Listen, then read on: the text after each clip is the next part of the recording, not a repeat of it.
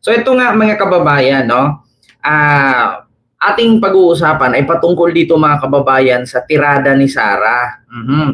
Kung naalala nyo mga kababayan, sunod-sunod po ang insidente ng mga pangyayari sa mga estudyante sa school, no, na merong nabaril, tapos yung nasa Tacloban na baril, no, yung doon naman sa Cavite, dalawang lugar, no, dalawang insidente yung pananaksak.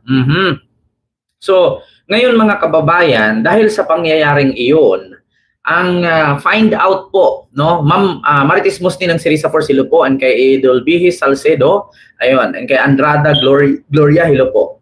So, ang findings ng otoridad, dahil daw po nagawa ito ng mga kabataan dahil nalulung po ito sa laro, no, yung mga gaming app, no, katulad ng ML, katulad ng basta mga online platform, no, mga gaming, na which is nagagaya nila, kaya po ginawa nila in person. So, yun namang sa Tacloban, yun yung nangyari.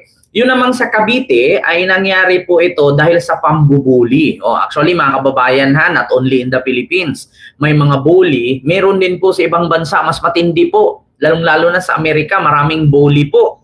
No? Kaya nga yung iba, hindi na pumapasok sa school kasi binubuli. Yung iba, sa sobrang inis, sinaksak yung nambubuli. So, ngayon mga kababayan, no, kami dati, Diyos ko, natatakot kami kapag pagdating sa ganyan. Isang sit-sit pa lang ng teacher, pag binato ka na ng chok, hindi ka nagagalaw eh. 'Di ba? Kunting gano'n ni teacher sa'yo dito, minsan lagyan ka ng susi sa gilid, wala na eh, tiklo ka na eh. Ngayon mga kababayan, wala na, mga kabataan ngayon. So sino ba dapat ang sisihin yan? Gobyerno o magulang?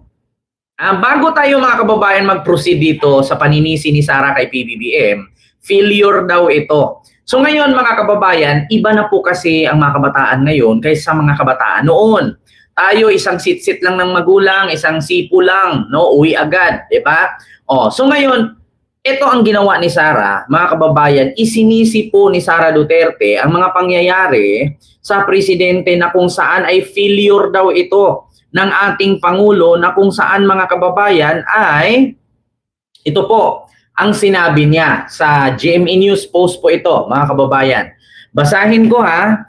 The government must act now to make our schools safer. Safer. So sabi niya, naglabas ng pahayag si Vice President Sara Duterte kaugnay sa pamamaril ng dalawang minor de edad sa isang paaralan sa Tacloban, Leyte, kung saan may mga nasawi at nasugatan. We cannot continue reacting only after another child is hurt or killed, bahagi ng pahayag. So, VP Sara Duterte sa insidente ng pamamaril sa eskwelahan sa Tacloban City, this tragedy also exposes the failure of the government to recognize the importance of intelligence gathering and identifying threats before lives are lost. So, ngayon, mga kababayan, yun nga ang nangyayari. Sabi ni Sara, failure daw ito. So, ang sagot ko naman sa comment section sa GMA, sabi ko, tanga, kasalanan ng tatay mo yan. Sabi ng tatay mo noon, kung takot kang pumatay, hindi ka pwedeng maging presidente. Kung takot kang mamatay, hindi ka pwedeng maging presidente. So, ano ba? Sa mga nakuha ng kabataan ngayon, sa panahon ni Digong, marami pong na-impluwensyahan nun. Yung pagmumura ni Digong, yung pangbabastos niya sa kababaihan, ultimo madre, nakuha po ng mga kabataan yun. Kaya hindi po magandang influensya si Digong noon. So bakit si Sara nakapagsabing ganyan ngayon na this tragedy also exposes the failure of the government to recognize the importance of intelligence gathering and identifying threats before their lives are lost? So sa madaling salita mga kababayan, hindi po kasalanan ng gobyerno yan. At hindi din natin pwedeng sabihing failure ng government yan to recognize the importance of intelligence. Bakit mo gagamitan ng intelligence ang kabataan nang hindi naman sila terorista? Problema po ng magulang yan kung paano nila disiplinahin. Hindi po kasalanan ng gobyerno yan, Sara. Just like you. Di ba? Anong sabi ni Moon Tulfo? Ang bastos mong anak. Kung alam lang ng sambayanang Pilipino kung paano mo babuyin ang tatay mo, ganun ka, Sara. Tapos ngayon isisisi mo sa gobyerno at ginawa mo pang terorista ang kabataan, bakit mo gagamitan ng intelligence? Bakit mo gagamitan ng gathering and identifying threats, no, before lives are lost? Anong akala mo sa mga estudyante, terorista? Diba? Kaya tignan niyo mga kababayan yung sagot ng palasyo kay Sara na nakakahiya po. Sinampal po ng dokumento ni Yussi Claire Castro si Sara Duterte. President released a statement about the incident, and I quote, "This tragedy also exposes the failure of the government to recognize the importance of intelligence gathering and identifying threats before lives are lost. We cannot continue reacting only after another child is hurt or killed." Ito pa po, sabi niya rin, "The continuing loss of young lives should serve as a wake-up call to this administration. The government must act now to make our schools safer and to better protect our learners." Your comment on that, ma'am? Ibig sabihin, estudyante, dapat minomonitor para sa intelligence gathering. Hindi sila mga terorista. Ginawang terorista ni Sila Sara. ay mga estudyanteng mukhang di umanong gumunlang sa online gaming na marahas. At kung yan ang sinasabi niya na dapat na minomonitor through an intelligence gathering, bakit kaya noong 2019 sa Masili National High School, Calamba, Laguna? Ayan, sinampal na ng dokumento. 2019, 2016, kung anong panahon ng tatay niya, marami pong insidenteng nangyaring ganyan. Bakit hindi itinuro ni Sara yan sa tatay niya? Alam niyo kung bakit? Hindi na ituro ni Sara sa tatay niya yan. Kasi hindi po sila close nung time na yun kasi matigas po ang ulo niya bilang anak. Nag-reflect kay Sara yan. Ako mismo magpapatunay. Noong panahong presidente si Digong, hindi sila magkakasundo buong pamilya. Iyan ang katotohanan. Hindi po sila nag-uusap. Kita nyo? Kung ano ang lumabas sa bunganga ni Sara, bumabalik sa kanya. Failure ng gobyerno dahil hindi ginamitan ng intelligence gathering. So anong akala kay Sara araw-araw imumonitor mo yung mga estudyante? Bakit gobyerno ang magmonitor, hindi ang magulang? Kasi sa mga hindi nakakaalam, hindi po kasi si Sara na mumonitor ng magulang niya kasi matigas po yung ulo niya. Siya po yung pinakabarumbado sa lahat ng anak ni Digong. Yan ang katotohanan dyan. Bakit kailangan gobyerno ang magmonitor? Kasi hindi si Digong nagmo-monitor kay Sara. Kasi bakit? Tulibagbag utak niya. Siya yung totoong tambaluslos. Noong 2016 hanggang 2022, hanggang sa kasalukuyang 2025, kung hindi nakulong si Digong, hindi sila magkasundo. Yun ang katotohanan. Kung nakalimutan ninyo, nagpapasalamat si Sara kay PBBM na kung hindi daw ipinakulong ni PBBM ang tatay niya, hindi sila magkakaroon ng father and daughter relationship. So di ba, nag-reflect kay Sara ang kanyang mga sinasabi, which is hindi ako naninira, which is may patunayan na nagpasalamat siya kay PBBM kung hindi daw dahil pinayagan ni PBBM na arestuhin ng ICC si Digong, hindi sila magkaroon ng father and daughter relationship. So, di ba, kita ninyo? Kita ninyo mga kababayan? Bakit kailangan isisi natin sa gobyerno? Anong klaseng pamilya at magulang meron sila? Bakit hindi sila madisiplina ng magulang nila? Bakit kailangan gobyerno pa ang magdisiplina sa kanila? Kasi po, yan ang sagot ni Sara mga kababayan kasi siya mismo, hindi siya madidisiplina ng tatay niya. Bakit? Inamin naman niya yan. Nung pagkakulong ni Digong, nandun mismo sila sa The Hague. Sabi niya, ako po'y nagpapasalamat kay PBBM. Kasi kung hindi po dahil kay PBBM, kung hindi niya ipinakulong ang tatay ko, hindi kami magkakaroon ng father and daughter relationship. So sa madaling salita, kaya po si Sara nagsabi, gobyerno ang sisihin kasi sa magulang niya hindi siya makontrol. Kailangan gobyerno ang kukontrol sa kanya. 'Di ba? Yun ang totoo, mga kababayan. Gusto niyo makita yung pagpapasalamat ni Sara? na nakulong ang tatay niya. Kung hindi nakulong ang tatay niya, hindi sila magkasundo. Ito, Sara, nagpasalamat kay PBBM. Hindi yan paninira. Ebidensya yan. Patunay yan na si Sara, gobyerno ang kailangan magdisiplina sa kanya, sa mga kapatid niya. Kasi ang tatay niya, hindi sila kayang disiplinahin. Matigas ang ulo nila. Oh, ito, mga kababayan. I think that I don't have the word right now. I only have happy, but it's the incorrect word to describe it. But blessed. I'm blessed because I gained a sister with what happened to me after the attacks, the confidential funds attacks, the impeachment, and we have a relationship now. I have a relationship with Kitty, and I'm happy now. Sabi ko nga sa kanya,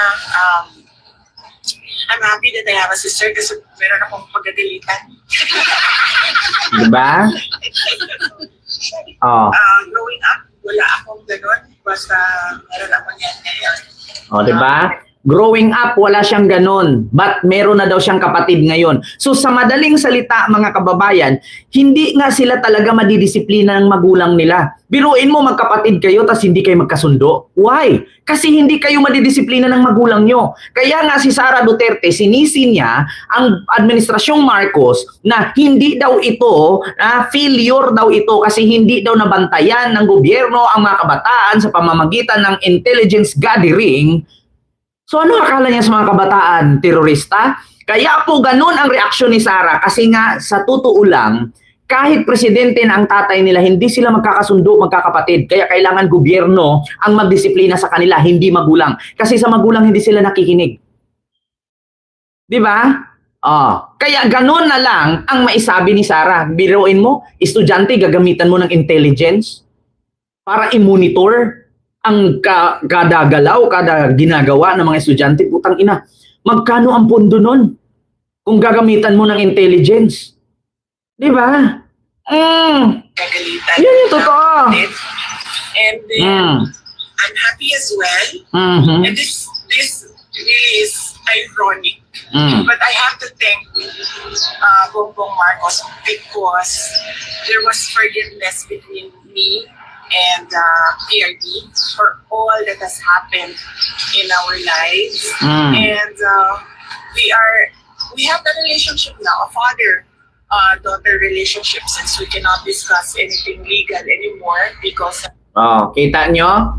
Tsaka pa siya nagpasalamat kay PBBM kung hindi nakulong ang tatay niya. Kasi nga, noon pa man hindi sila madidisiplina ng tatay niya, hindi sila makukontrol.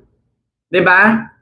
Kaya ngayon, isinisisi ni Sara ang mga insidenteng nangyari sa mga paaralan na sa gobyerno. Bakit gobyerno sisihin mo? Bakit hindi ang magulang? Yeah? Kaya hindi niya masabing ganun kasi mababalik sa kanya, mababack to you siya . Lalo nito, sagot ng palasyo dyan sa statement ni Sara. Tingnan niyo. Nagkaroon din ng barila sa loob ng classroom. Isang 15-year-old, grade 7 student ang involved. This is 2019. 2019. It occurred 2019. Bakit hindi ito kaya nakita sa intelligence report ng kanyang ama? Di ba? Ito, meron pa rin po. Ito, terorista, di umano ang nagsagawa. September 2016. Philippines bomb, Davao attack, blame on Abu Sayyaf. Bakit hindi niya kaya tinuruan ang kanyang ama para marisolba? Yussi Claire Castro, hindi po talaga yan mataruan ni Sara Sidigong kasi nung time no presidente ang tatay niya, hindi sila magkakasundo buong pamilya. Yun ang totoo niyan, Yussi Claire. Kaya hindi po yan masabi ni Sara sa ama niya. Kaya niya ibinato lahat kay BBM ngayon kasi nung panahong presidente ang tatay niya, hindi sila close. They are far away each other. Even her stepsister, hindi sila close. Even the madrasta, hindi sila close. Even the true-blooded brothers, hindi sila magkakasundo. Kaya that's the reason why Sara Duterte, hindi niya maituro sa tatay niya nung panahon na yan, kaya kay PBBM niya ibinato na ang akala mo, kalinis-linis nilang pamilya. Sa madaling salita, lahat sila, sino po ang mga taga Davao ditong hindi nakakilala sa kanila? Wag kami. Don't us. Sa mga taga Davao na nakakaalam kung anong klaseng buhay at ugali meron sila, don't us. Yun ang totoo. Kaya ngayon ibinabato niya kay PBBM. Kasi bakit? Hindi niya tumituro sa tatay niya nung panahon na to kasi hindi nga sila close. Sabi nga mismo ni Montulfo, ito, another evidence. Kompleto to sa ebidensya. Diyos ko, hindi ko makakalimutan yan. On the spot. Research. Ito. Tulfo. Binastos ni Sara si Digong. Ito Tingnan natin. Si Vice President Sara Duterte. Si Vice President Sara Duterte. Ano ka? Bakit po? Kita mo naman yung kanyang aside mong sabi niya, papatayin daw niya na parang may tama ito sa ulo eh. She's unhinged, psychologically defective. Pero nung pumupunta kayo kay dating Pangulong Duterte, nakikita niyo siya, nakakausap niyo siya. In fact, binabastos niya si Digong nung araw. Pakitang tao na lang yung pumupunta siya sa Dahig. Nung araw yan, bastos siya, binabastos niya yung tatay niya. Kaya kung isa natatawa na lang ako eh. Pag nakikita mo. Oo. Yung mga nakikita natin ngayon, lagi siya nandoon. In fact, yung tatay niya, gusto siya maging pangulo. Dahil galit siya sa tatay niya, vice president na lang tinakbo niya. Kung anong gusto ng tatay niya, sinusway niya. Nung araw pa, publicly, pinahihiya niya yung tatay niya. Kaya sabi pupunta niya sa Dahig. Hindi kaya nagsisisi siya sa mga ginawa niya sa tatay niya. Ay pagsisisi ba ang luha-luha? Si Vice President. Diba? Ano mga didis? Sagot! Sagot kayo kung meron kayong ganyan. Evidence lang, patunay lang. Kaya kay Marcos niya isinisi kasi hindi niya maisisi sa tatay niya nung time nung tatay niya na may mga pangyayaring ganyan. Bakit? Kasi hindi sila magkakasundo. Matigas ang ulo nilang magkakapatid. Ano ang sabi ni Ramil Madriaga? Baka sasabihin ko na naman dito, evidence ulit. Ayaw ni Digong kay Basti at kay Pulong dahil baliw at bading. Diba? Hindi sila magkakasundo. Gusto niya naman makita. Ito na naman. Sige. Patunay. Kaya kailangan magulang ang magdidisiplina sa anak, hindi gobyerno. Ito, Madriaga. Ito baliw at bading. Kita niyo, mga kababayan, this is true. I'll go to his home in Taal Street, Bangkal, Davao City to discuss.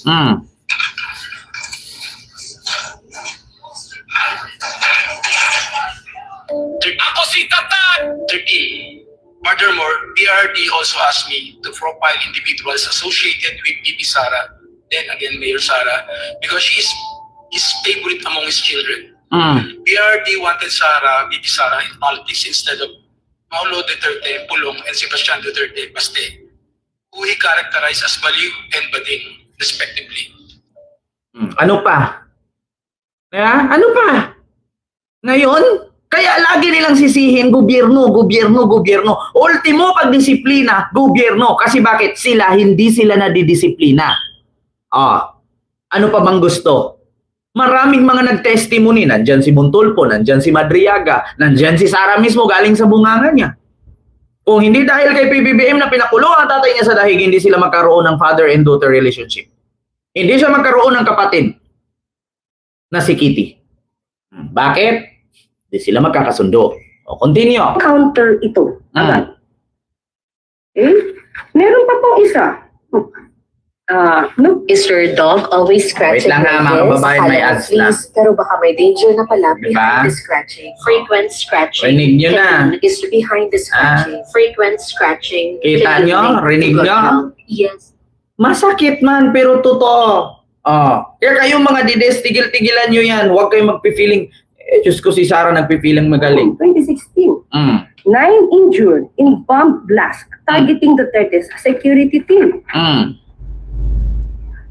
Magaling naman po yata siya magpuna. Pero walang solusyon na naibibigay. Sana nagbigay siya ng solusyon. At ito pa po. 2019, Duterte Honors Cup killed in school explosion. Hindi po ba dapat kung napakagaling niya magbigay ng suggestion, Mm. dapat ay tinuruan niya ang kanyang ama para ito ay na-prevent.